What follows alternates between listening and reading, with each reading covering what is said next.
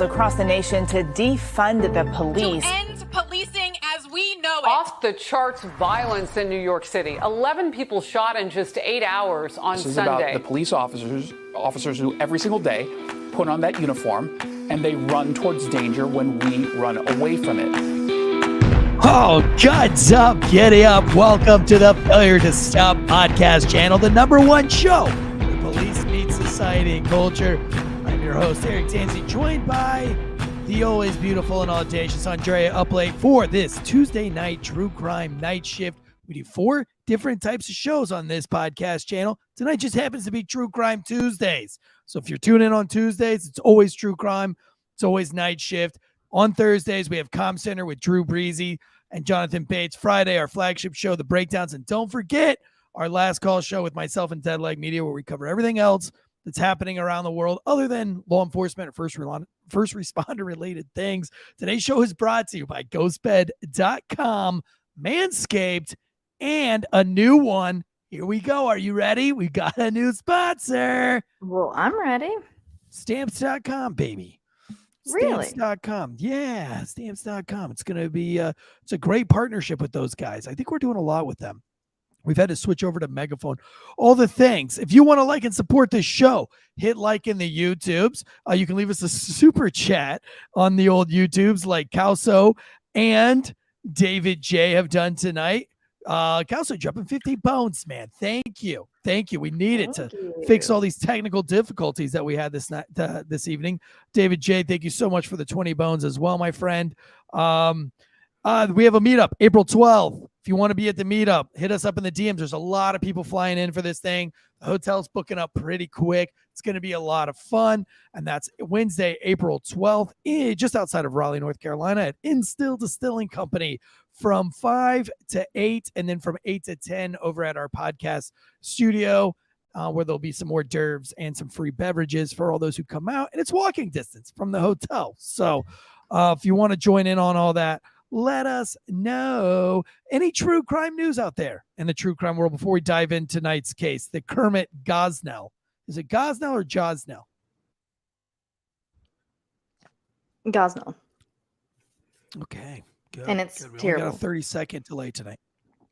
What do we have in true crime news?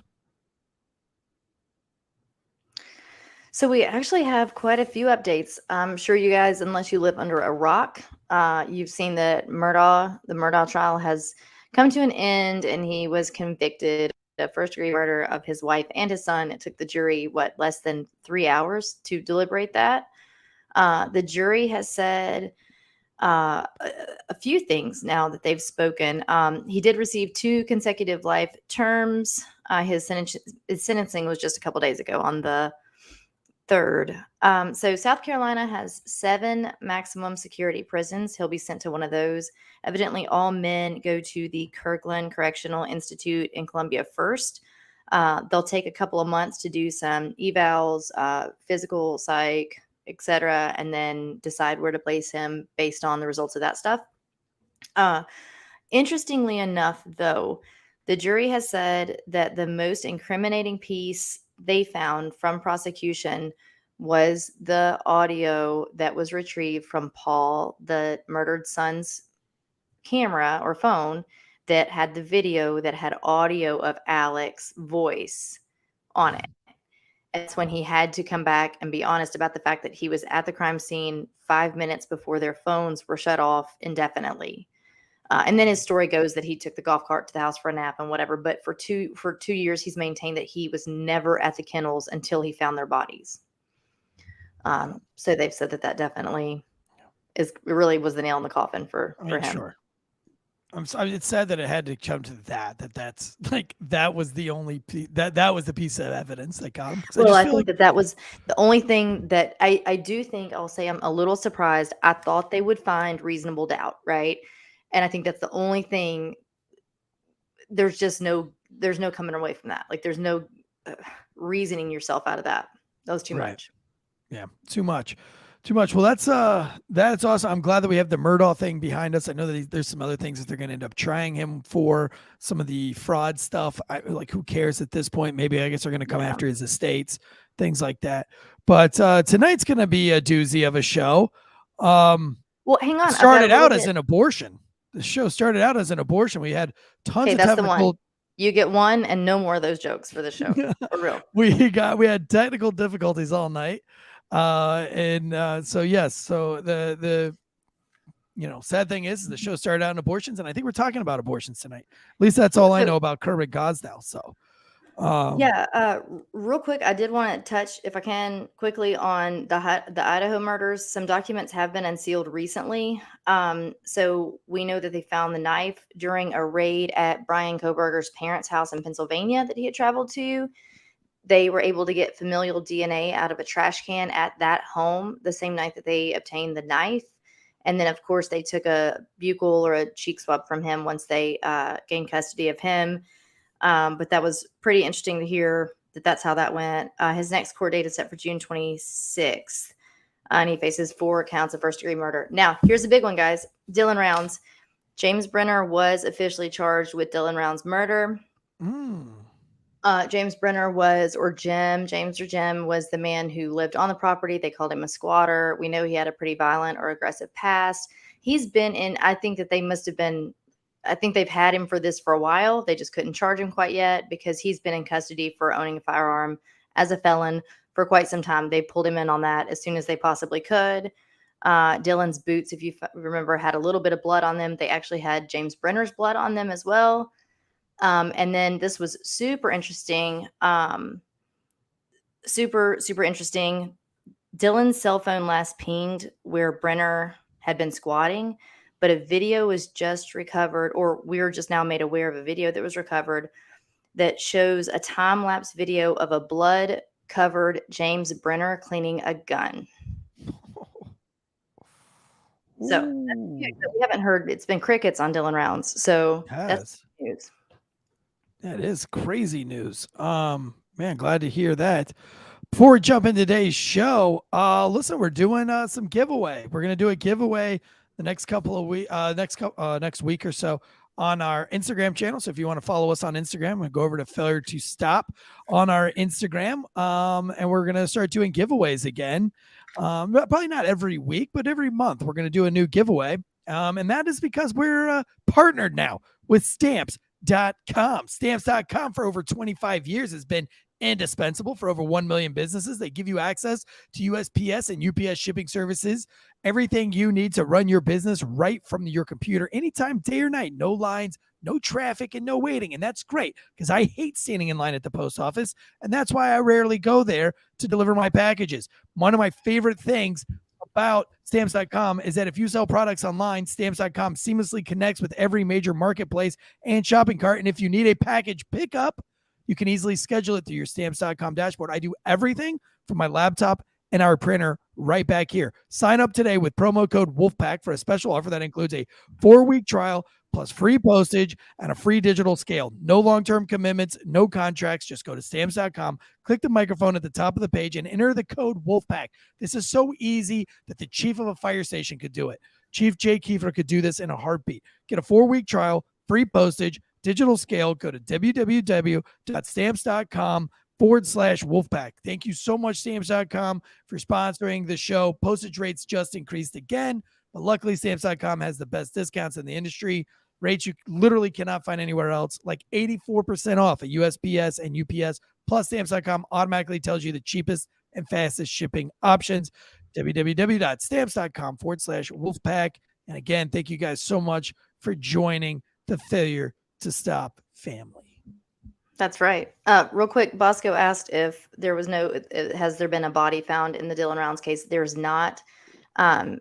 James is actually also being charged with mutilation and or desecration of a body. So I guess that's par for the course anyway. I feel like they, we say it every single week, but I'm pretty sure they know a lot more than we know at this point, have probably gotten a lot more out of him, more evidence toward things that, that we don't know yet, but no, as far as we're concerned, or as far as we know, no body as of yet. Now, moving along, we are definitely changing things. I will go on a limb and say that, to me, this might be David J. Thank you for the super chat money, but actually, no. If Eric starts making jokes, I'm closing the computer and leaving, because dude, fucking close it, man. Fucking close it, dude. We rip jokes on this show every week, and if old David J. wants some jokes tonight, you're gonna get my best, homie. You will get my best. Thank you so much for that. Drew Breezy dropping $10. Murr in full support of old Davy Jones, $20. I'll see what I can do, folks. I'll see what I can do. After the show, he's open for comedy hour after the show. This one's really heavy. I quit eating my lunch reading about it. It's been weighing heavy for a couple of days. It's really, really horrible. I'll give you guys some warnings. There's some trigger warnings here in terms of infant loss, death, murder, just a lot of things. But we're going to talk about it because I feel like it needs to be talked about, because I feel like, unfortunately, this kind of thing could be going on elsewhere, and likely is. And it's eye-opening. Is true crime ever not heavy? If I feel like we give the same. It's always heavy. Some of warning this stuff, every week is more sensitive. Well, I feel like as adults, right, we can navigate what's more sensitive than other stuff, and this is definitely one of them. Okay. For sure. So we're going to talk about Kermit Gosnell. He was born February of 1941. And there's a fail right there. I feel like if your family, can we just talk about that before we get into the deep, heavy stuff? If your family names you Kermit, right? Yeah, you're done. Like, you're kind of set up for. What year did this take place? From like late 70s, early 80s until arrest that was made Kermit in 2011. Kermit wasn't a trending name back then. I don't think, was Kermit ever a trending name? Well, Sesame Street was at its peak at that point. Right, but but if it was at its peak, that means in fast forward 20 years. Fast forward, right? You wouldn't be an adult and a doctor for 20 years after, right? Right. No, I don't. So you mean go back 30 years? Right. Yeah. I just feel like Kermit is. I don't know. I'm guessing this guy did something horrible, because he doesn't make night shift for being a churchgoer. That's a very good point. Ooh, goodness. All right. So we're going to talk about him. He provided abortions at his clinic in West Philadelphia. And we're going to talk a little, I'm going to leave personal politics out of it. But what's interesting is we all know that abortion is very politically swayed in the different camps. And this one has a bit of a turn of events. It's a bit counterintuitive, if you will, the way this all went down and how it relates to politics. So it's a little bit interesting, and we're certainly going to talk about that as well. He has been convicted of quite a few things. He is currently serving time in Pennsylvania, and we're going to talk about all of those things and why he's there. All right. But let's start with how he was even found. It was drugs. So think about your drug mills, your OxyContin, your Percocets, your oxycodones, whatnot.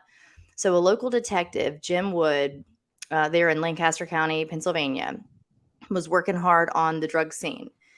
He was not a homicide detective. He was a drug detective, and he found he was kind of just moving up the ranks on the street. And so he'd find someone and turn them and find somebody else, right? And kind of keeps doing this and realizes he broke down. I've listened to a ton of interviews. This guy is super intelligent, and any of his coworkers and superiors have had nothing but amazing things to say about this guy. And it shows in the interviews. But he would break down the cost of pills.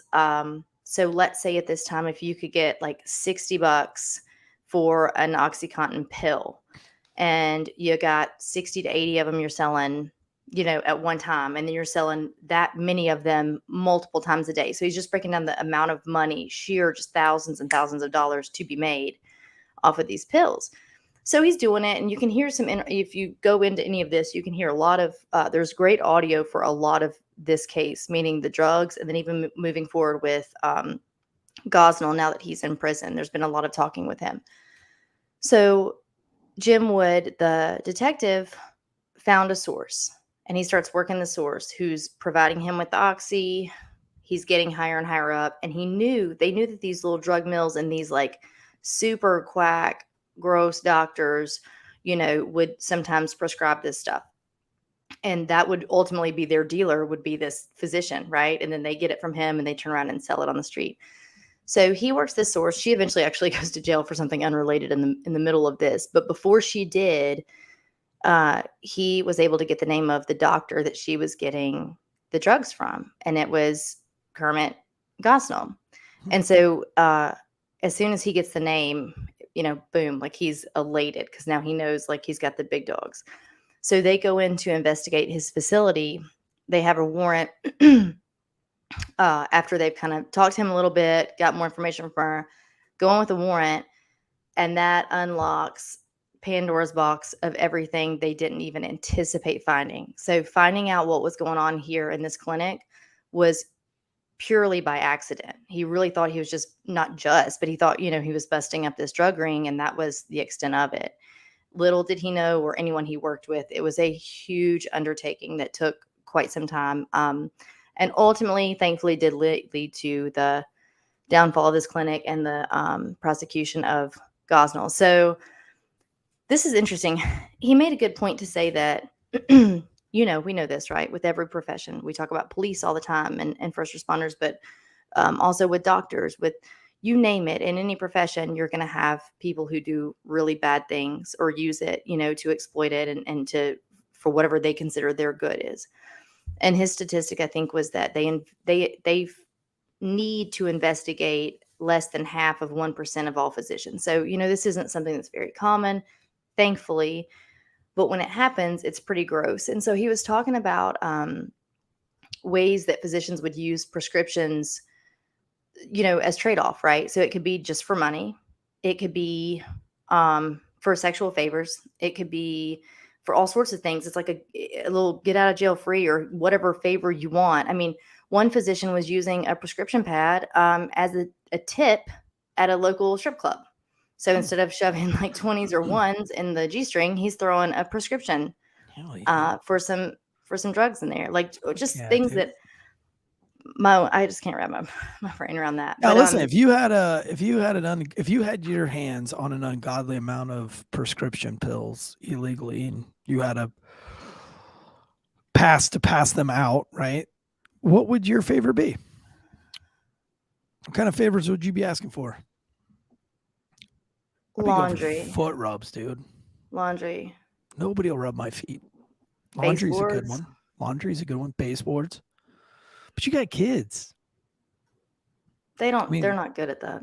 I mean, I would be like, yo, before you go out this weekend, hit those baseboards. That's an easy one for the kids. Laundry, kids will fuck that up. Yeah, I got some like bathroom like vents that need to be changed out. I don't know.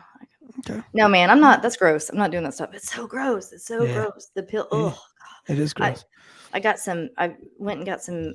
I haven't had chickens in a few years and got some baby chicks recently. And the lady whose house I came upon, it was just tough. Like not the chickens, not the stuff. Her, like she couldn't stand still and she was swaying and her eyes are closing. And it was very clearly pills. And it just makes you just. I feel for anybody going through addiction, but I'll tell you what, sitting back and looking at this, like, no, absolutely not. throwing that prescription pad in the trash because, man, it leads to no good. Whew. All right. So let's talk about, we actually have a little bit of a breakdown of the number here. So at the time it says that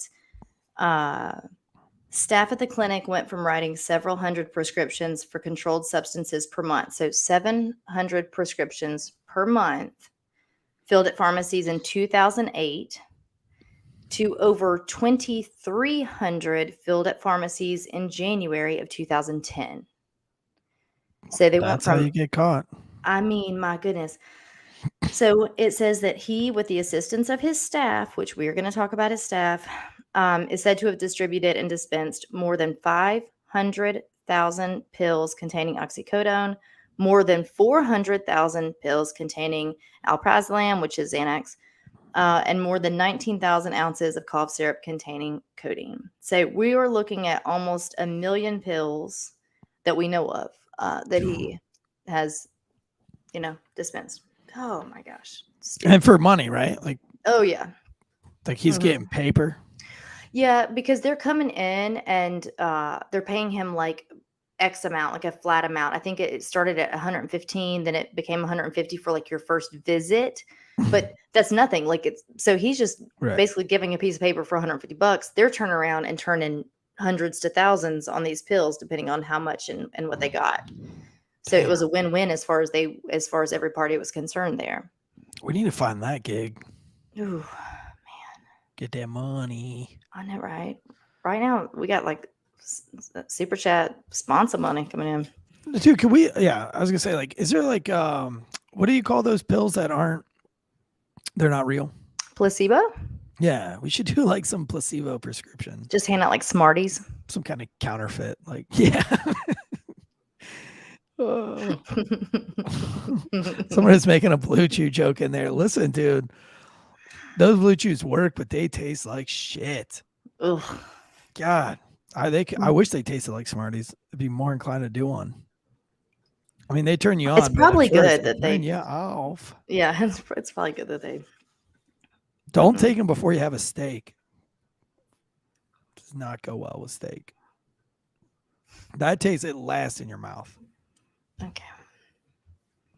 And you don't want to wash it down with water because that waters down the effect. I'm being quiet so you can get it all just like purge.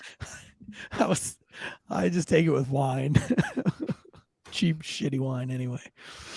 I want to water my fucking Blue Chews down. Oh my gosh. Speaking of that, spring has sprung. So have I. And our friends at Manscaped have the best tools for some spring cleaning. They've already helped you tidy up all the nooks and crannies of your body's basement, but this year Manscaped can help you get the perfect presentation on that beautiful face with the new Beard Hedger Pro Kit. Matter of fact, Jonathan Bates, old Jay Bates, if you've seen his face on Com Center, he's got one of these bad boys coming in the mail as we speak. Make sure you look your best this spring by using promo code WOLFPACK to get 20% off plus free shipping at Manscaped. To be honest with you, I don't know if you're a first responder and you don't have a Manscaped package.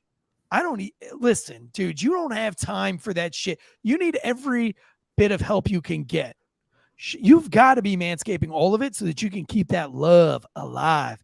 It's time to tame your mane with the Beard Hedger Pro Kit. The sun is peeking back out, which means you'll have to show your face in the daylight again, Jonathan. So use the kit to make sure that you don't look like a vampire anymore.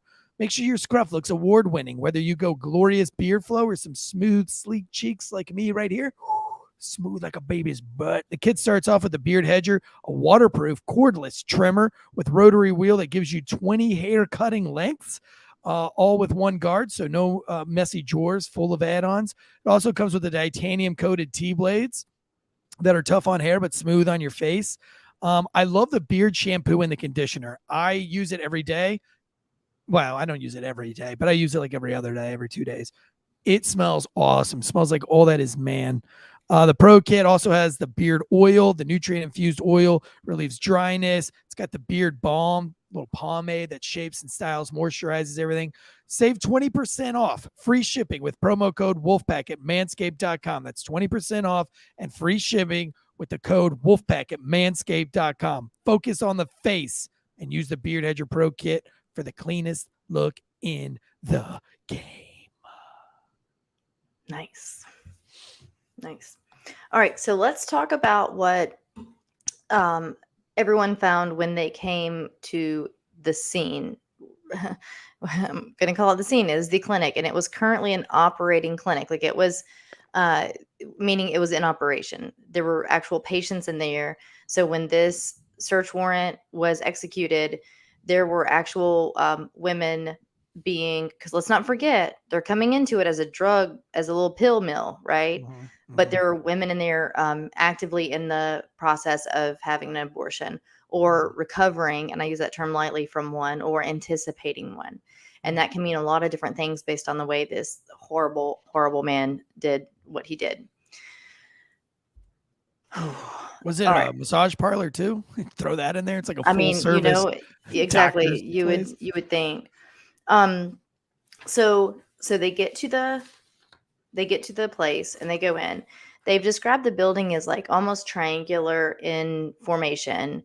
A lot of like ups and downs, like just kind of like creaky stairs, weird narrow hallways, a lot of padlocked doors. It was a hassle. We have local, it was, I think, the drug detectives, some other people. I think at some point FBI actually got involved. It wound up being quite a few people on scene as this day progressed. So they talk about the second they walk in, the filth of the waiting room. All right. So chairs torn, The waiting room's anything supposed to be the cleanest part, baby. Come on. anything metal was rusted. They talk about yellow, brownish, dried like liquid toward the bottom of the walls, where they will say that they believe that to be from the people who are waiting on the pills, on the prescriptions, because these the addicts would come and wait for hours and hours and hours to get the prescription and would just use the wall to pee on. Stop. The guy didn't have a bathroom? I don't think they cared. I mean, they're kind of treating it like a local, like the stairwell in a parking garage. You know what I mean? They're sitting there waiting on their prescription for all their meds that they're going to turn around and sell on the street. All right. So let me just read to you. I mean, I feel like this guy didn't give a fuck at all. Like, if you're putting out 2,500 pills, like the entryway to your business looks like shit, and it's supposed to be a doctor's office. Like, come on, dude. Drew just said, I had to write a search warrant once for a medical clinic. Pretty tricky given the patient records and such. Exactly. And that's where we're going to find them come to head in a moment, where they have to make a decision to allow a procedure to continue or not. Because if they wind up charging this man, now he's actually, performing a procedure on someone as he's about to be arrested for something. So we're going to keep talking about it, but let me read to you what I did that when I arrested a dude on a warrant at Sonic. I was like, dude, just finish making that burger and then hand her the burger and then come over here. But I let him finish making the burger first before I took him to jail. Same thing. Kind of close.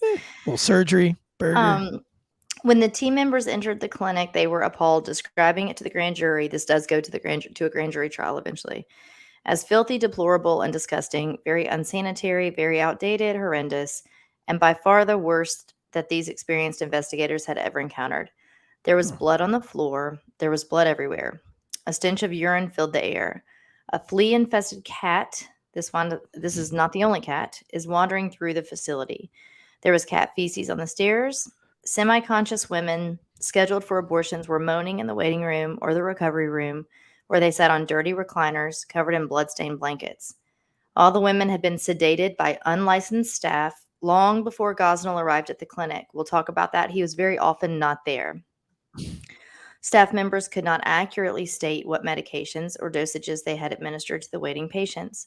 Many of the medications in inventory were past expiration dates. Surgical procedure rooms were filthy and unsanitary, resembling a bad gas station restroom. Instruments were not sterile. Equipment was rusty, outdated. Oxygen equipment covered with dust. Yada, yada. The same tubing that was used for suction for abortions was also the only available tubing for oral airways if assistance for breathing was needed. Wait, what? Mm-hmm. So you don't get to have like like when you go to the dentist, they put like a new cap on There's no new for every nothing. patient. There's no new anything here. So the bed that the woman would lie in for the procedure to be performed, and like to put your foot in this, your feet in the stirrups. Right. The metal was rusty, metal shards kind of sticking out, padding torn and broken open. They said that there was dried blood on every surface, like nothing was ever even remotely touched or cleaned. The smell was horrendous upon walking in, and this is where women are coming in for procedures to be doing, or to be done. It says that, well, we'll talk about the rest of that in a moment, but they get alerted in the process of all of this leading up to the search warrant, about the death of a woman named Karnamaya Monger. Karnamaya Monger was 41 years old and died under, at the time, what they thought were just kind of quasi-suspicious. It just sounded like maybe the bad outcome from a procedure without really diving into Gosnell and his practice. But in looking for this, what they needed for the drug charge, they also were able to vindicate her death on top of all this other stuff that they found out about, right? So we're going to talk about Karnamaya first. She has this name, Karnamaya Monger. She passed away in November of 2009. She was a refugee from Asia. She had spent 20 years in Bhutan, I believe, and then her next 20 years in a refugee camp in Nepal.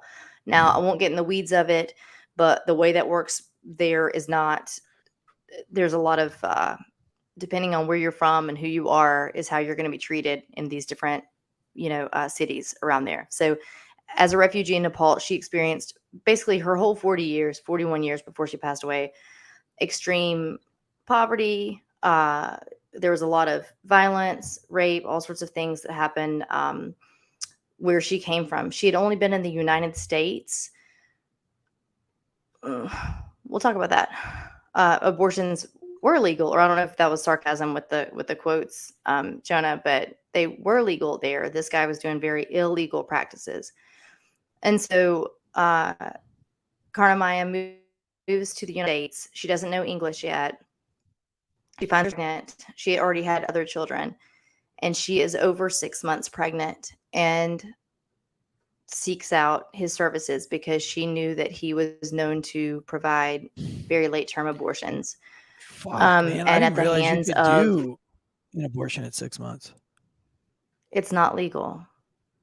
You can good. always kill someone, but it's not. You're not supposed to be able to do that. Dang, I feel like, is it different when they kill it at 6 months? I feel like it'd be a lot bigger. Do you mean I guess I legally? don't really. Yeah, legally. Yes, it's illegal. No, I Like- get it. I'm asking Oh. you if medically to do it, right? Like, if you're gonna kill a baby early on, you can just suck it out like a vacuum through like the regular abortion. So I'm going to tools. talk about the Do you way have to have different tools when it's 6 months? Yes, it wouldn't be done at a clinic. So I'm going to talk about the way it's actually supposed to be done if you're doing it legally, I guess. And then the way he did it. But so she goes there. Long story short, she dies. We'll talk about it at the hands of a 15-year-old and someone else that works at the clinic with barely a high school education, who were the quote chief anesthesiologist of the clinic, meaning she died from an overdose of Demerol at 90 pounds and 110 Did you say pounds. a 15-year-old? Was 15-year-old. was the lead anesthesiologist, if you will, in the clinic. Is this America? This was in Pennsylvania, in a pretty big city, Lancaster County. Holy shit. It's like, hey, what do you do? Bag groceries. What do you do? An anesthesiologist at an abortion clinic. Yep. Oh shit. This guy Oh, got resume, bro. arrested. You guys, this was not he got arrested in 2011. So The abortion 15-year-old was did? legal. What? The 15-year-old got arrested? No, this doctor, I Okay. put in quotes, I got you. got arrested in 2011. This was not 30, 40 years ago. This wasn't Dirty Dancing. This wasn't some where abortions are illegal and whatever. This dude is just doing these things. So we're going to talk about what his affinity for this was and maybe why. So keep in mind, though, keep going back to Jim Wood and these detectives who are just coming in here to find OxyContin. All right? OxyContin. Okay. All right. They have been made at this point aware of her kind of suspicious death, and this is what they find. So they walk in, they approach him, and they first say, that they're there to execute the search warrant and why. He says, okay, well, do you mind if I feed my turtles first? What? So he has sea turtles in some sort of aquarium. You're sea not even turtles. supposed to have sea turtles. Well, really? That's the hill? That's the hill you're going to die on? So, yeah, sea turtles. So he goes and gets a bag of fresh clams to feed his sea turtles. And the detectives are looking at him like, what in God's name are you doing? Like crazy. Nothing. Right. So he feeds the turtles. And then they want to talk to him. And he says, can I finish? I was watering my plants when you walked in. He moseys around the clinic and waters plants. Right. These men and women who are there to investigate are already appalled, not only by obviously what they see, the physical condition of the place. It's terribly disgusting. But women are at every turn, like semi-conscious, moaning in pain. Like things are just it's very terrible. So you can look this stuff up, y'all. I mean, there are pictures online. There are things I wish, I would rather not have seen. Sounds like a hospital in Gettysburg. But but worse, because this was intentional. This was malicious. Right. This wasn't because they didn't know better. He's doing all the wrong things on purpose. So anyway, they go through. One of the detectives was talking about the fact that they're going to go down to the basement to look at some things. And immediately he said, oh, you don't want to go down there. There's bugs down there. Oh, we've all been there. We've all been there as cops where you and they're like, okay, you start venturing off, you get a little too far ahead of the detectives, and you're like, nope, this is where I draw the line. You do not. So, these detectives go down there and they go on in case. And she said, look, I didn't anticipate finding anything or evidence to be preserved, but just to be safe, we went on and put on the suits, put on the booties, the hooded, everything, She said they get down there. The smell is deplorable. But they're only there for a couple of minutes, and they look at each other. Republicans. Yeah, right. They look at each other, and they hear there's a noise. She said it sounded like rain on a window, just this tap, tap, tap, tap, tap, on something. Yeah. And then when they look at each other, they realize what it is. I thought it was going to be flies. It was not. She said she looked down at her partner's feet, and his feet are becoming black up to his knees, up to his thighs. It was fleas. And they are both starting to become, she said, I've never in my life before or since seen anything like this. They're just getting covered, turning black from fleas on these white suits. Immediately they run out the back door, go upstairs. Their, coworkers help them take the stuff off, and they get prepared to go back again, now that they know what they're getting into. But that was like their first inkling of like, oh, this is even worse than we could have assumed.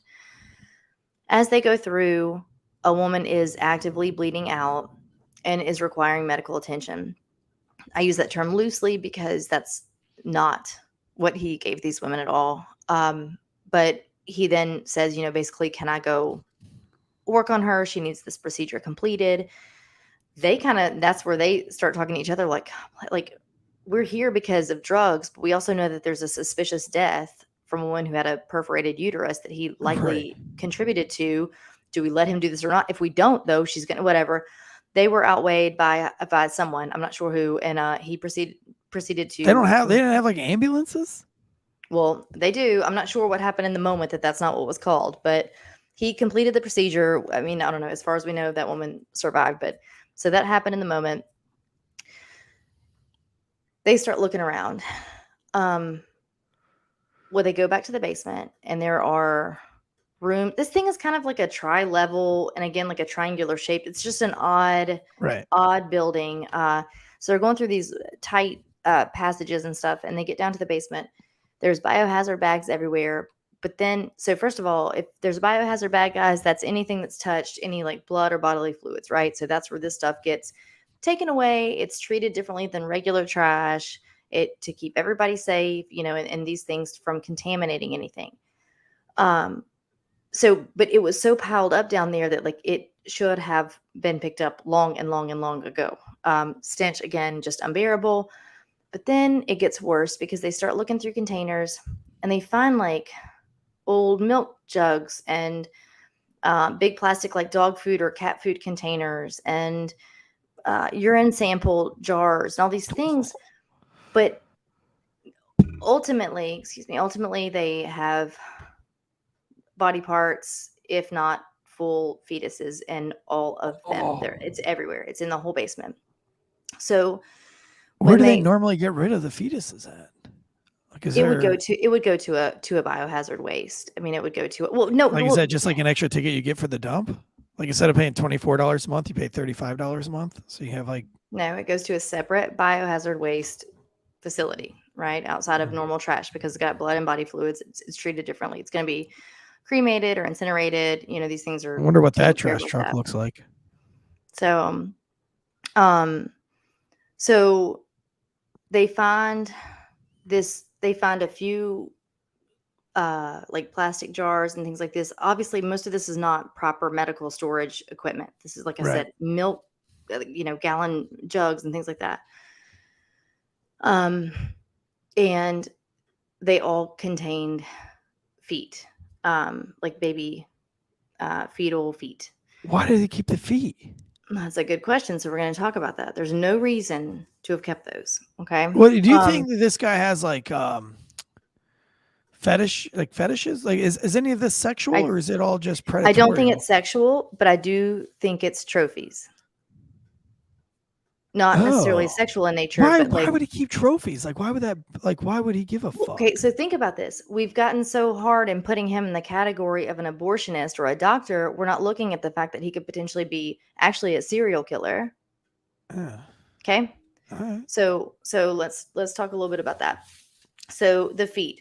Moving forward, it was just very compelling testimony from these men and women who had to see this stuff. They've not been the same since, understandably so. It was a horrific place to be. And the fact that it was still an ongoing clinic,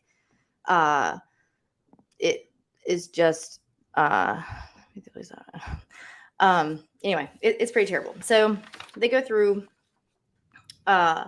we know at the time he was reported to be known to provide abortions to immigrant women and minority women. So keep in mind, just to get into the politics of it all, or whatever people would say, even when he winds up having a white defense attorney, male, this guy is a black guy. So Gosnell is a black dude who's doing all this. Just if I'm setting the scene, because that does come to be later when his white defense attorney talks about us oppressing these minorities, when he, as the role of physician, is doing just that to his patients. He states when they ask about the deplorable conditions, he says things over and over. They said he used this verbiage multiple times, that his patients, the population of patients he treats, understands this kind of a layout. This he wanted them to feel at home. Is that what he's saying? He's saying that racist.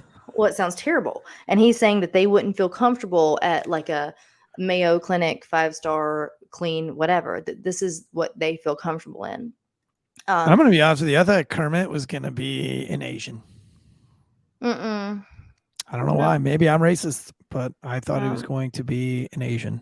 So it says that it was claimed that he charged $1,600 to $3,000 for each late-term abortion. He made $10,000 to $15,000 per day working here. Whoa. So why couldn't, if you're making 15 G's in a day, because he's why evil. Can't you hire and you've got a 15-year-old anesthesiologist? Why can't you get a 13-year-old fucking cleaner? I think, well, so when they eventually raided his house and researched his house and looked and all that, they said that his house looked like that out of hoarders. Like with all this, the money doesn't, the money doesn't do anything, right? If he's like, whatever. So Right. the fridge and freezer of the home, they said that we've never seen anything like it unless we're in a scene of like a hoarder type situation. It was disgusting. So his home was filthy as well. Okay. So You think this he is had that cat disease that Joe Rogan always talks about? no. Oh. So this is what they found. So now they're trying to work the drug charge, but now they're just like, oh my gosh, like what have we gotten ourselves into? We don't even know it. So let's talk a little bit about this. This man has not been inspected. His clinic has not been inspected by public health, by the state, by the county for 17 years. All right. Seems about right. 17 years. So, Rick, where did I write his name down? Oh, Rick. Doesn't matter right this minute. But it was the it'll come to me. The governor at the time of Pennsylvania, just leading up to this, was a Republican who, so as we all know, Republicans are a bit stricter on abortion laws and these kinds of things. The Democrats tend to be known to have much broader, looser laws for this kind of thing. So the Republican who was running to become governor and won, one of his platforms was that he was just so pro-abortion, right? Sounds familiar. They're going to tell you what they want you to hear, right? Yeah. This gets him in office. He gets in office in this predominantly more left-leaning part of Pennsylvania. And again, running on that. So he goes so far as to say that not only am I pro-abortion, but like we really need to wash our hands of some of these, some of this oversight and some of these regulations that we have. And so because of that, people, the left loved him at the time. Of course, I'm not saying that no one could have anticipated what was going to happen here with this doctor. Pennsylvania has like a really great history of voting. They should probably lose their voting rights. Pennsylvania? Huh? Pennsylvania? They used to be just kind of purple for a while. Yeah, but they vote for some they put some really dumb people in, like Fetterman. Oh my God, y'all couldn't find anybody better than Fetterman.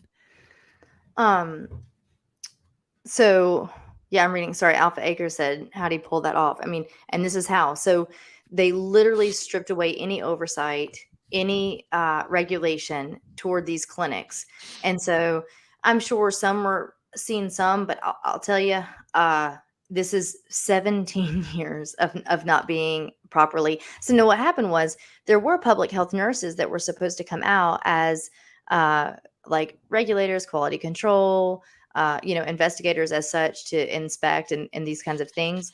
Well, they did, but they didn't. They didn't do anything. They were told from higher up. They were told from all authorities, basically, like, sign it off. Don't actually. Yeah, because like, I mean, and that's like part of what's wrong with this whole country. It's like, like those smut, like 24-hour smut places, they're off limits. You can't go there as a cop. In Raleigh, they were like, you don't go there. I mean, if you pull somebody over and they go into that parking lot, like that's one thing, but don't roll through that. I can roll through any parking lot I want and look for people with warrants, like run their tags, but I can't run through one of those little 20. Why are the smutty places? Why is it that the Asian massage place that is a front for probably trafficking? Why aren't you allowed to go fuck with it? Why don't they run any projects there? They have no problem playing bait card down in the ghetto. Yeah, I don't know. But they won't go and play like, bait Jonathan Bates and send him into the massage parlor for a handy J. I don't know. Crazy. But and I don't know the answer to your question, but I just know that no one, to the tune that when these nurses who were supposed to be the ones that were the inspectors for the clinic that worked for the public health department went with investigators as they were doing the warrant, and then later to come back through to kind of let them know, like, yes, this is okay, or no, this shouldn't be here.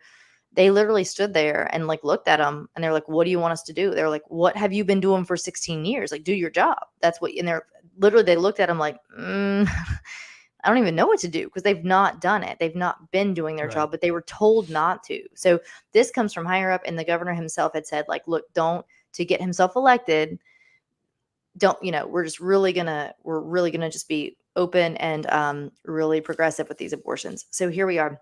No one could have anticipated how vile I think this could have gotten. So listen to some of this. So now that we know that he had no oversight, we know that he had hardly anything like that.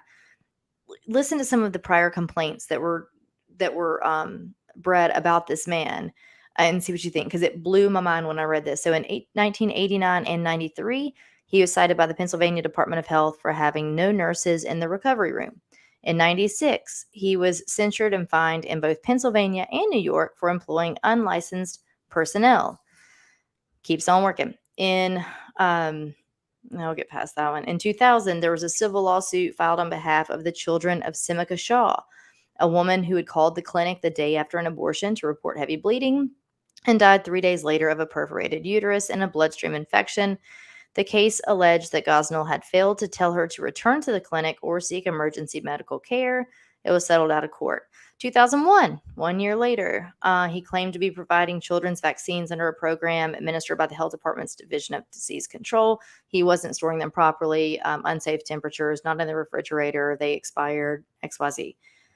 Again, in 2001, an ex-employee gave what a grand jury would later call a detailed written complaint to the Pennsylvania Department of State. In 2006, there was another civil lawsuit by a patient.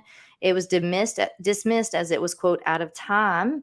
But the complaint was that Gosnell had been unable to complete the abortion, but then apparently failed or refused to call paramedics after the patient needed help. And the patient reported, "I really felt like he was going to leave me to die." In total, 46 known lawsuits were filed against Gosnell over 32 years of his career. Still actively practicing, distributing pills, killing women and babies. And when I say killing babies, I'm not just using it as the term abortion. I'm talking about alive born babies. And so that's what we're going to talk about, because it really only gets worse. And I've said this before. I'm going to tell you enough it's going to make your stomach turn, but I'm still not going to say every single thing that I saw. You can read up anything you want to here, but it's pretty terrible. So basically, when they get into all this, they have to determine what's what. They try to figure out tissue samples. Why would he have the feet?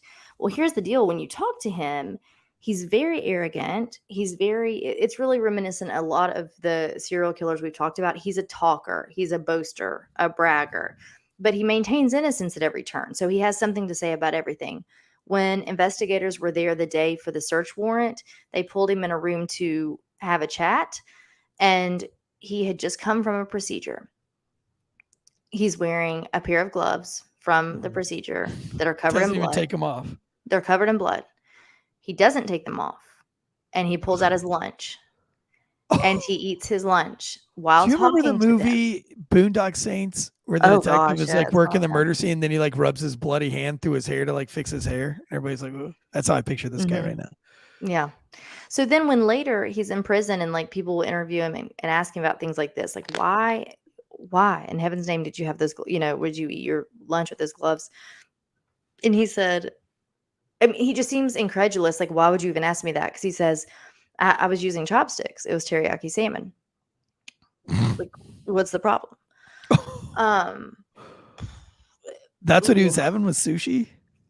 Well, teriyaki salmon, probably like over rice or something is what I'm picturing, but I don't know.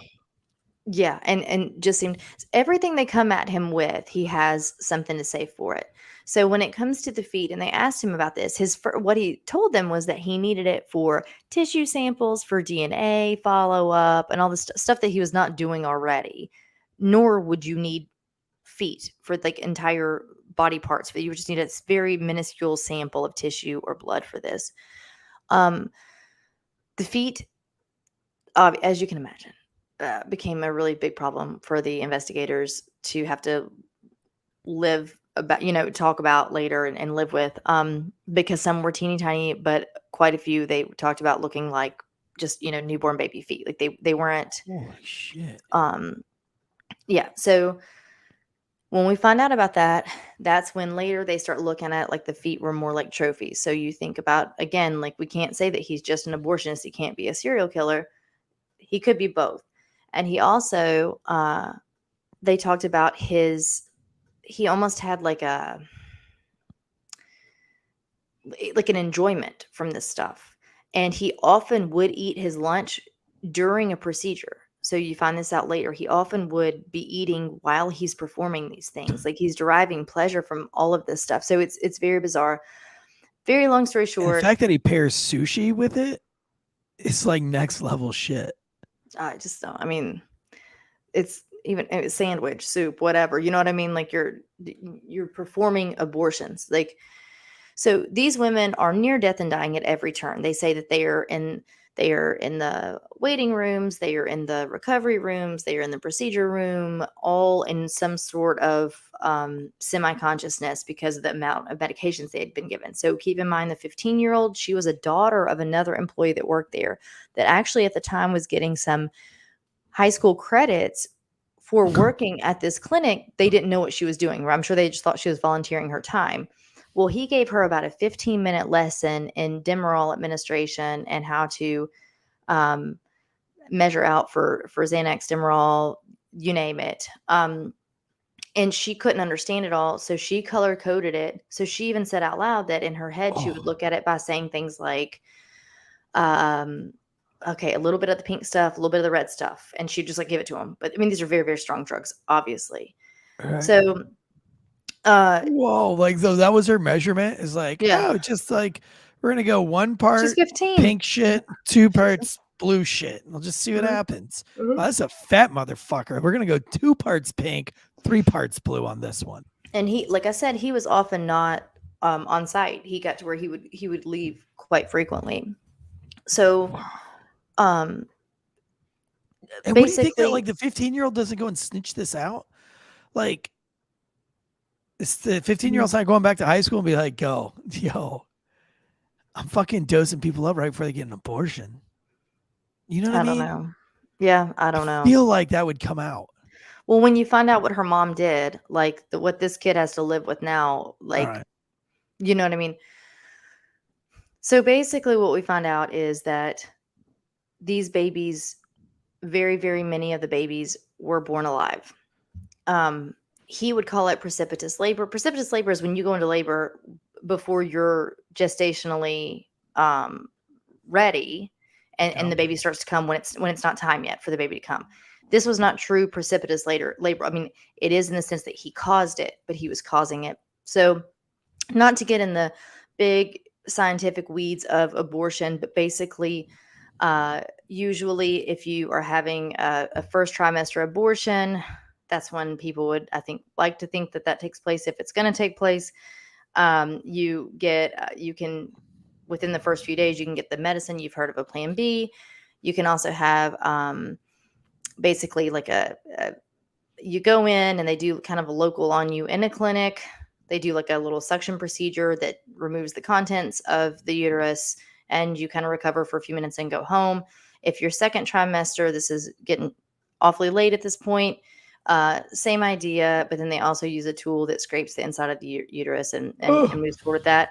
And then further than that, when you talk late term, typically speaking, the only late term that's legal is if baby is in imminent danger, meaning like baby will not survive birth per what the physician says, or mom's life is in danger. Those are the only times that a late term abortion is supposed to be legal in the United States. And that would be done in a hospital, generally under general anesthesia, like completely knocked out. Right. You're not doing this in a clinic because this baby is sizable at this point. You can't do the things that you do to remove a baby from the uterus when it's this not safely anyway for mom at all. Right. It's got to be like a real surgery. Correct. So whenever you do any of those procedures, the first step is to inject through mother's abdomen into the baby a drug that stops the heart. So the baby is already no longer with us when the procedure takes place. What we found out was he said that's what he was doing, and he would inject the mother, and he told many people that he wasn't. He was using a placebo, probably saline, just probably nothing. Didn't give the baby anything he was trying to save money at that cost. I think others would then say later, the detectives, that not only was he saving money, he was amassing a certain enjoyment for what then came. So he would give the women more than they should have had of the medicine, Cytotec, that induces labor and opens the cervix. And then he would give them this and have them go sit on the toilet. You can imagine what happens. It could be a couple of days, though. This doesn't happen immediately. And then when the baby was born, so many of the times they were living. They later talk about a baby crying. He tells the people that work there that when you see them moving their arms or making that noise like crying, it's involuntary and they can't feel it and they're actually dying. But then I'm going to say this one thing and then we're going to get out of this and go into the legal portion of it. When they were born alive, he would put scissors to the back of their neck and snip their spinal cord and kill them. He called this snipping. And so then every woman that worked with him would later just refer to it as snipping. What did you do? Well, then we had to snip it, meaning you just murdered a baby. So this gets into the legalities and the weeds of where the United States has talked about, is it we consider anything at this point, I believe 24 weeks and after as looked at as viable, meaning I think if depending on the state you're in or whatnot, if you were to go to trial for murder and let's say you murdered a pregnant woman and she's past a certain mark in gestation, you can count that as 2 living beings because the baby would have been viable outside of the mother's womb. Right. This gets in the weeds of they have to now prove, the detectives have to now prove, were these just illegal abortions because he was providing them without proper licenses, without whatever, and maybe isn't an illegal abortion just fucking murder? So that's a separate getting in the weeds of it. That's on, our own personal convictions on abortion, right? And I'm not disagreeing with you, but it's legal, right? So we know it's legal, so it's not considered murder in the eyes of the law if it's done lawfully with the laws that we have in place, state by state. But if you don't do it by the law, then you're murdering. If you don't, then you are murdering. But what they have to say is, if he was committing, they could say that, he could have provided illegal abortions, but they wouldn't have deemed it murder. It's deemed murder if the baby is born alive. Yeah, but okay, so if you're the justice system and you give somebody the electric chair or you hang them to death, by law, you're not committing murder. But if I go out and hang somebody for committing a crime, that's still fucking murder. You know what I'm saying? Right. So it's like letting somebody have a fucking baby and snipping it, that's murder. Well, that's not a question. Yes, that's murder. There was the Born Alive bill that was trying to be passed. That's a whole different thing. Where if somebody in the chat keeps saying in New Hampshire you can fucking have the child and then abort it. Is that real? I mean, he said it like 3 times in here. Do they mean born alive or do they mean up? I think he said till the date of the due date, meaning that's a late term abortion. But I don't think that you can do it just willy nilly. Like you can't just go and say, I want this. I do think that it has to be because baby or mother's life is in imminent danger. Okay. If I'm not mistaken. And I didn't look at every state's particular laws because we have, different laws per state. So, but yes, so now what the detectives are faced with is having to prove, they have to provide evidence to show. Okay, yeah, it's Chris Dreyer. He said, no, I said it twice. It's until the due date, not after.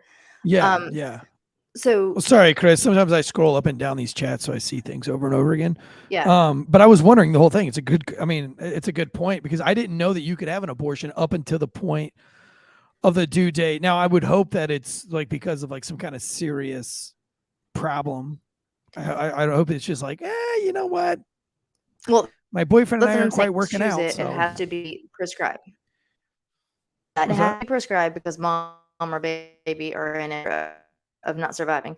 So, okay. So the detectives have to prove that these babies were born first and then killed. That's going to be very difficult to do. You've seen we've talked about the scene there, that the way the evidence has obviously not been preserved, the way things are, a lot of babies are no longer here. Like he's gotten rid of the evidence, gotten rid of the bodies. So that's what they are in. That's the work that they have cut out for them. Okay, so still working the drug mill, but now obviously Right. it's been Like precedented I by feel like this we other just put the stuff. drug thing like on the back burner. Like we'll just leave that over here, Right. and like let's just go ahead and start easy with the snipped. Anybody who was snipped, any of the babies that were snipped, we're just gonna go ahead and put that as one murder charge. We'll get that ball Right. rolling. Then we'll go back to arguing about whether it's an abortion or not at late term bad abortions, and then we'll go to the Right. drugs last. Yeah, I mean, oh my goodness. So they have to. I don't know where that one paper went. So they have to prove that stuff. So what do they do? How do they do that? How do they find evidence that these babies were born alive first? So one of the things you can do is when a baby is born, sorry for all the rattling of my papers here. When a baby is born and takes in air, a lot of amazing, miraculous things happen immediately within the first few seconds of life. And taking in air is actually one of them, because it's come out of the amniotic fluid and its entire internal system has to change to now not, have fluid pass through, but to breathe air. And it all happens at the drop of a hat, generally speaking. So one thing they could do is take the bodies of the babies. And what a pathologist generally would do is submerge the lungs in water. And if you see air bubbles, then a breath had been taken. And that would prove that these babies were born alive first.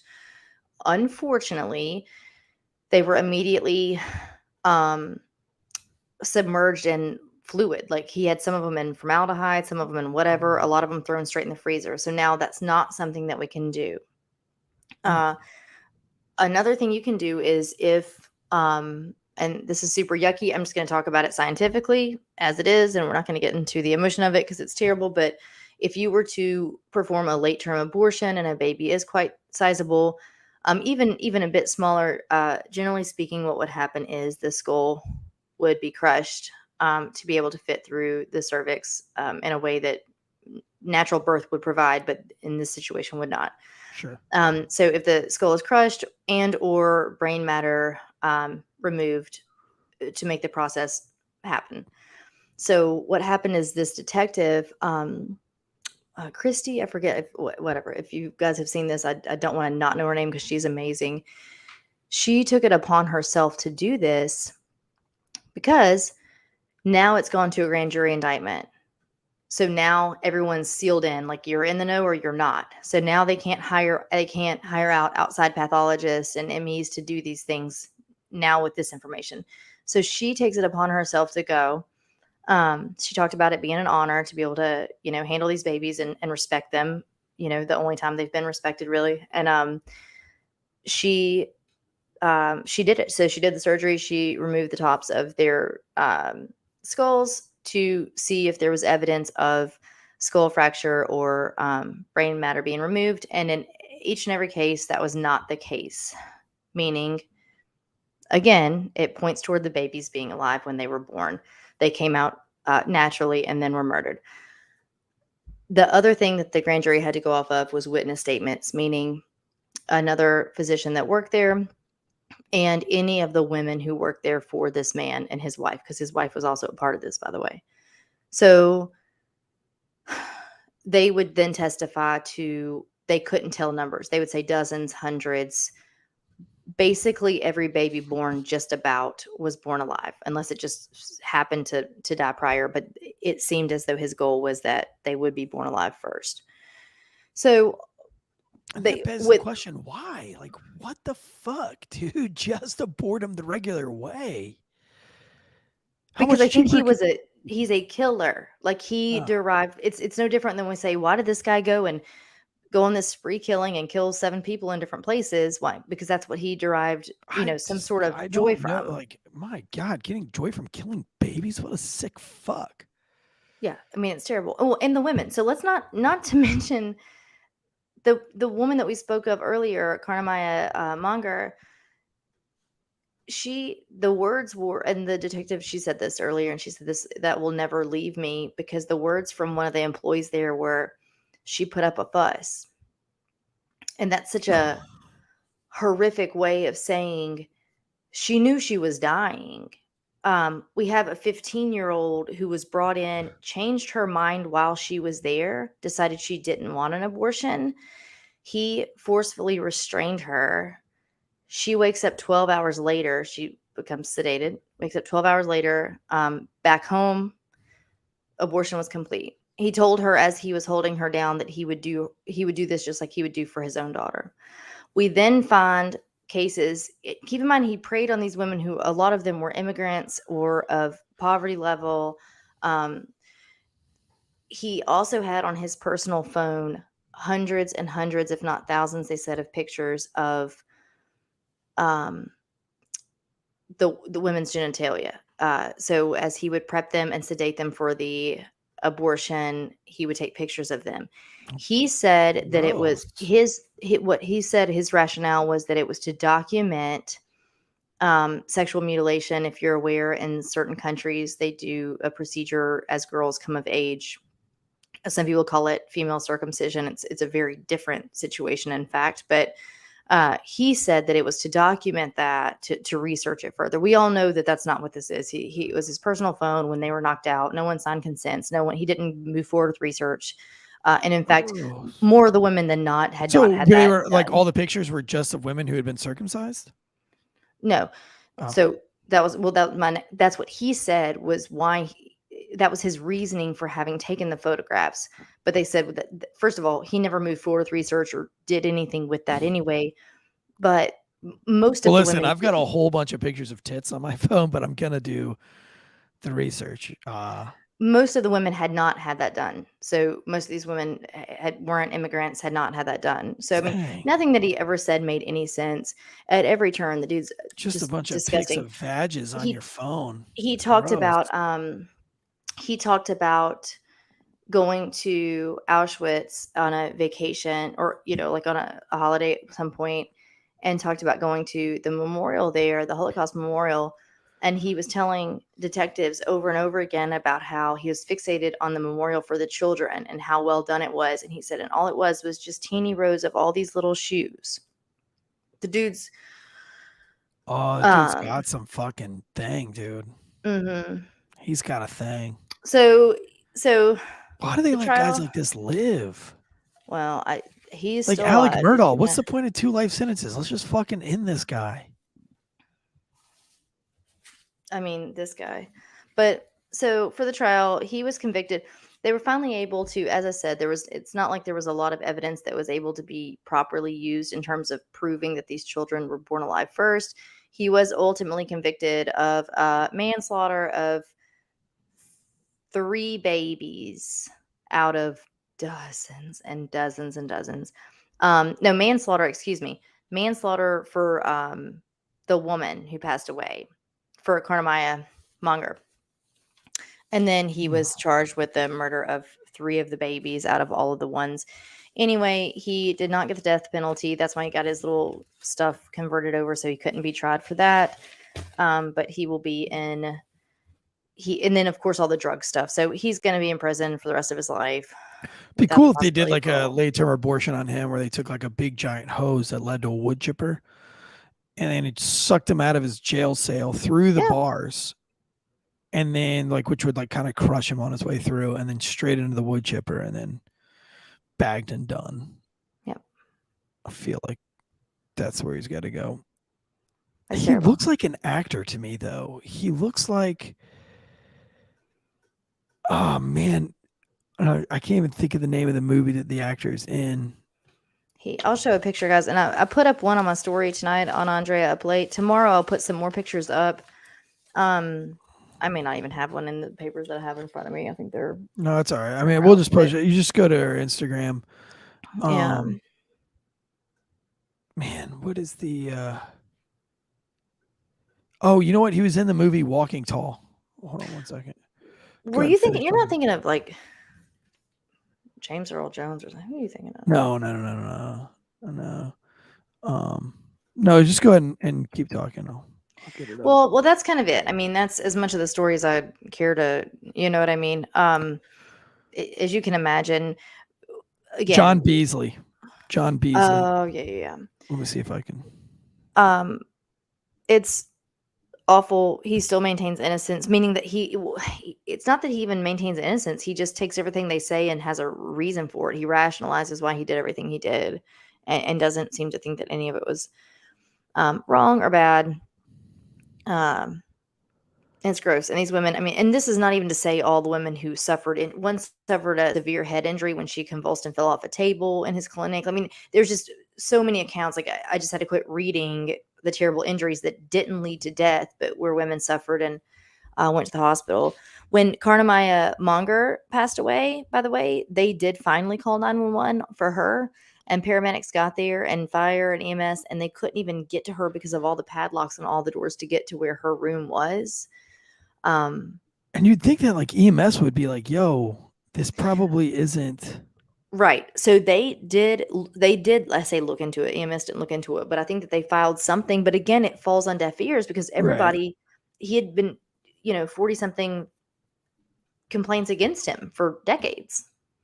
Right. And this Jim Wood, this drug detective, has been really touted in really letting the story be known about Karnamaya, the woman who passed away. Of course, we know that there probably were more that we just don't know about.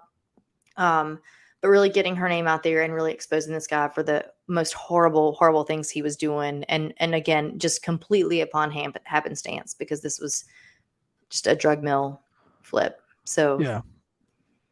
Man, that is. But I didn't want to talk about it because it's tough. But, me not talking about it doesn't mean that it didn't happen. And I would be, if this happened and he was arrested in 2011, who's to say where this could also be happening somewhere? So please, right. Don't go to these places. Don't like go somewhere like that.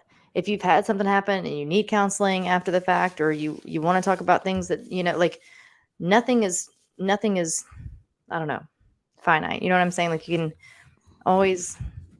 All right, listen. So I'm going to show a picture of Kermit Gosnell really quick. Here's Kermit Gosnell.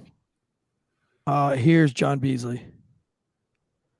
I think it's the lighter complexion with like freckles. Like see his little, yeah.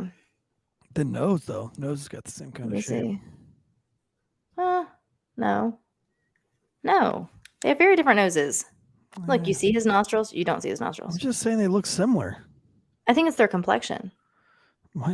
It's like I got one shitty picture. Let me get here's a picture of John Beasley with hair, with facial hair, like that guy. Damn it. But anyway, yeah, no, that's a fucking crazy episode, man. It's insane that happened. Not even that long ago.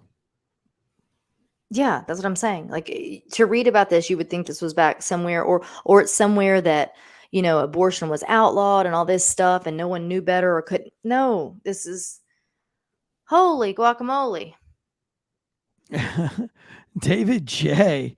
supporting FTS, dude. How much money you dropping tonight, dude? This is like $200 for Dave. Supporting FTS Night Shift, getting me through the night every week, and twice with John Bates from Con Center as the celeb guest.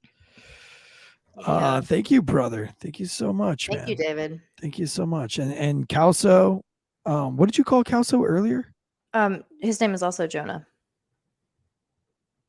Oh, is Calso David J? Nope, it's Jonah. Oh. He's like, what are you, Calso? You're not Swiss.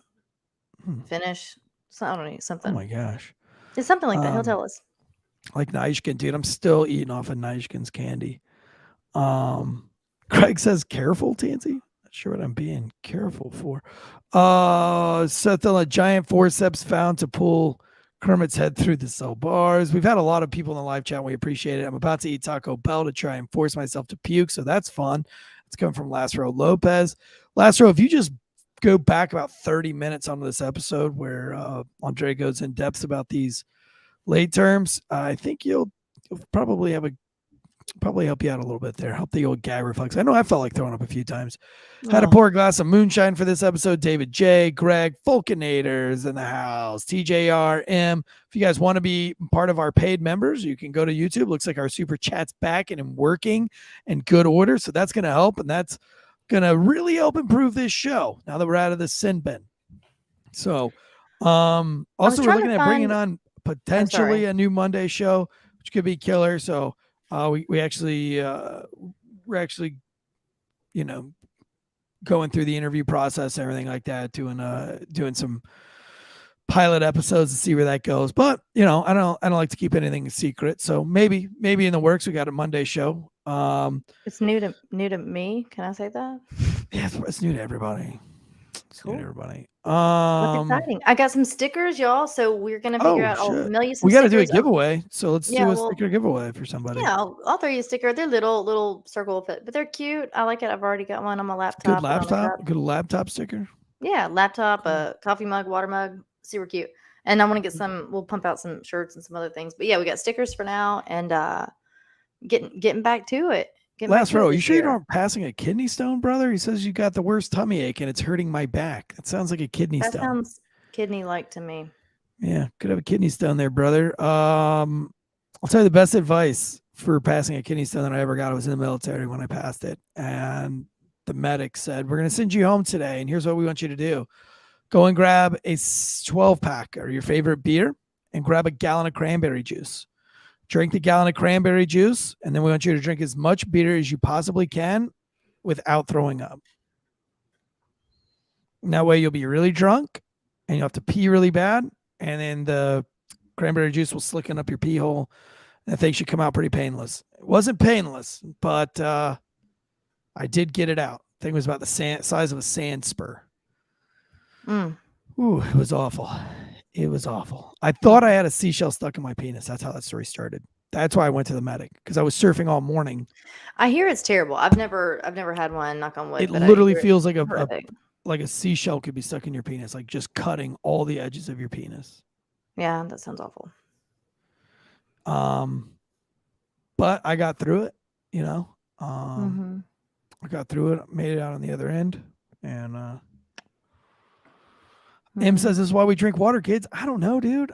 They don't know why people get some people are more prone, and there are certain. I knew somebody that passed one like every year. Well, and then as years go by, I was going to say you become a bit more susceptible. Yeah. No, I didn't go to the doctor at all. I just went and saw some people go for pain management, Lastro, and that's why when people get them regularly, and sometimes they can be kind of a little bit bigger, and so there's a procedure where they can, I say blast them, but they can, while they're inside you, they can do this little ultrasonic little thing that can like break it apart. So instead of like one big one, it's just like a few granules. Anyway, whatever, y'all. Gosh, yeah, and I've heard that still hurts like a motherfucker. I'm sure it's not pleasant. Like peeing it out. Like I heard it's so bad. I don't know, man. Like I said, I got pissed drunk. I think it was on Guinness. I think I had like 8 of them by the time I passed mine. It took me like half a day to finish the cranberry juice, though. That was the hardest part. I still don't like. How can you drink 8 Guinness? Oh, I have had 23 Guinness in one day. I don't know. There's an Irish pub here who does the proper pour, so it's always funny because you see people reach for it, they pour it, and they're like, nah, like not fuck off. Yeah, they do the proper pour, but it's good. But fun fact, 9% of kidney stones result in penis replacement surgery, and usually it's smaller. Thank you, Greg. That's not real, right? That's not real, honey. No. My penis got bigger after my kidney stone. Thank you, Greg, for all of that. Gave me a whole half an inch, so which means it might break your pubic hair line there, last row, if it gets any bigger. All right, cool, man. We'll do a sticker giveaway on the Instagrams, and I'll mail it through stamps.com/Wolfpack. Of course we will. Gonna go home and sleep on my ghost bed. Ghostbed.com/Wolfpack. Sleep so good it's scary. Woo. Every night we should be focused on mental health, and mental health starts with a good night's sleep. That's why we love Ghost Bed. But you can tune in for my full Ghost Bed ad read tomorrow. I don't want evidence of that, so I'll take your word for it, Eric. Fucking send me a DM, dude. I'll show you a before and after of my penis. Before the kidney stone, after the kidney stone. Trust me. Trust me. I thought we were talking about ghost bed. We were, and then we started talking about dick pics. Bosco, we love you too. You got any good dick pics lately? No. Anybody been sending you the old Nope. D pics lately? Nope. That kind of die off. The only good down? ones that I can have are none of them. They died down. They Remember weren't. at the beginning. They weren't a thing. No, they weren't a thing. People would send pictures of roosters. Remember? Oh, We did the whole thing. It was like or George or no, that was Bush. Roosters or the letter D on a keyboard. Oh, that's right. We did do Remember? all that. We did do all that. Yeah. That's sad. I'm sorry. Wonderful. I wanted better from our fans for you. Yeah, thank you for that. Save your $100 super chat. Send Andrea. No. She doesn't want your $100. She just wants to see your dick. I don't. I don't want anything to do with that. It's disgusting. Oh, that was a fun episode. Wow, it was a terrible episode. Yeah, it was a terribly good episode. Yeah, it was good. I just think that these kinds of things need to be brought to light. Because you know what? But you know what? When I hear a story like this, all I think about are all those like Asian massage parlors. That's probably why I thought this guy was Asian.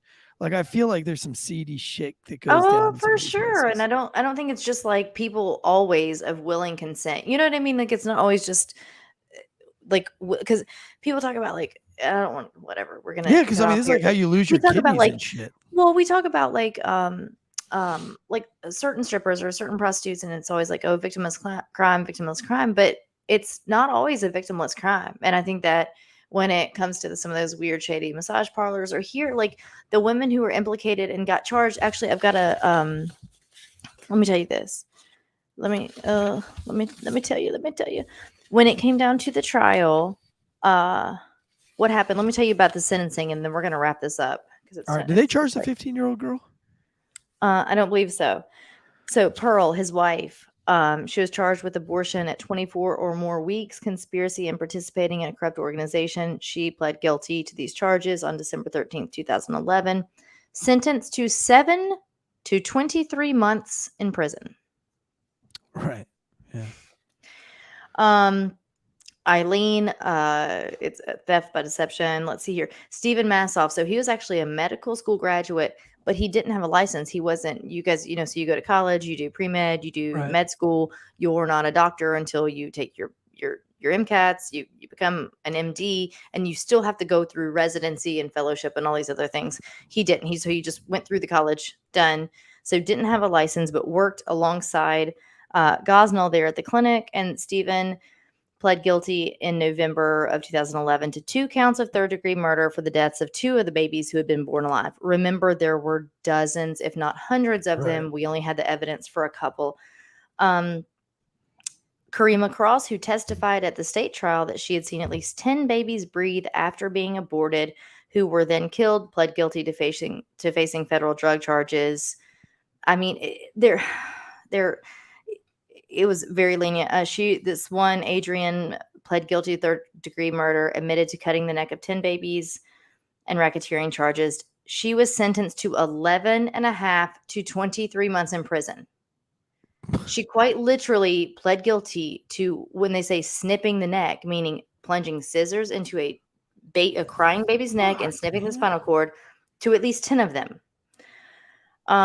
Anyway, it goes through all the people who worked for him. Whatever, he's there. What did he get? Hey, life without possibility of parole. Like, he's not getting out. But why are these other girls okay?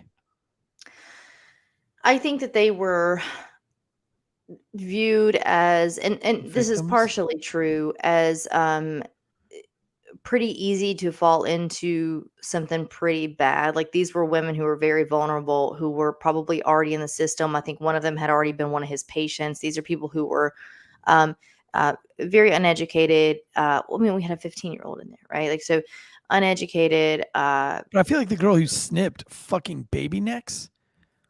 I know. I don't care. She wasn't the only one. They all did. I mean, Like, if you're an adult and you snip a child's neck after its first breath, like, fuck you. Yeah. I mean, they talked about one of them. Like, actually, part of the problem was they had a plumber come out because the toilets were clogged. Yeah, but I clog my toilets all the time, and I'm not having abortions. You know what I'm talking obviously. about. This is what it was from. Fuck. The babies. I mean, like, so it's just it was horrible. And I'm sorry. We'll mix it up next week. I think we're all gonna need it, but it's worth talking about because this is what I come to night shift for. I like the mayhem and the gruesomeness. Yeah, this stuff is awake. This dude needs to be. I don't know. I'm not even sure what would be proper, but I can. My point is, I can promise you that if 12 years ago this was going on, it's going on today somewhere. Yeah. So. Yeah, it makes you think. Like, I mean, if you're out on the beat, if you're a cop, man, fucking find it, dude. If you're in a big city cop, I mean, shit, maybe not even a big city cop. I'll tell you, there's some seedy shit that goes on in the town, man. Somebody's got to go have a late term abortion somewhere. They do. I mean, it happens all over. Like, all the time. And at this point, like, I wonder about the people who went and had the late term abortions. Like where they made do so? Is that what you mean? Is it like just more convenient to go to one of these types of places than it is to just go to a real abortion clinic and get like a real abortion? Or is it cheaper to go to this guy? No, it's the later it is, the more expensive it is. So I'm not sure why. I don't know in their individual circumstances what caused them to wait so long. Like, I don't know, what their reasoning would have been behind that. I have no idea. I can't. I mean, to be fair, I can't wrap my head around any of it, but I certainly don't know. I don't know what their individual circumstances was or why in the world it was that late, but I wonder if any of the cops held up a jar of the feet and was like, it appears that there's criminal activities afoot. Yeah. Go investigate these places, walk in places. That's what they said. That's what one of the detectives said, was that one of the more eerie things was as he's talking to reporters or standing outside on the corner, just trying to have a sip of coffee and take a deep breath before going back in. People are just casually jogging by, going about their day, going to work. And these atrocities were happening day in and day out for years at this clinic. And so, and to align both of those things is very difficult. So absolutely. I mean, if you're, I wonder what he smoked. Newports. Kermit. Mm-hmm. I don't know. Just faggot choice. So gross. David All J. right. $20 to support Andrea's need for D-pics. To send to Eric. You can read all of it. I want to be like mainstream media and only read the part that it pertains to my goals. That you prefer. Yeah. All right, guys. This was well, we love you guys. Like, download, subscribe. Night shift. Yeah, like, download, subscribe, send D-pics. Till next time, guys. Guns up. Giddy up. Good night, y'all.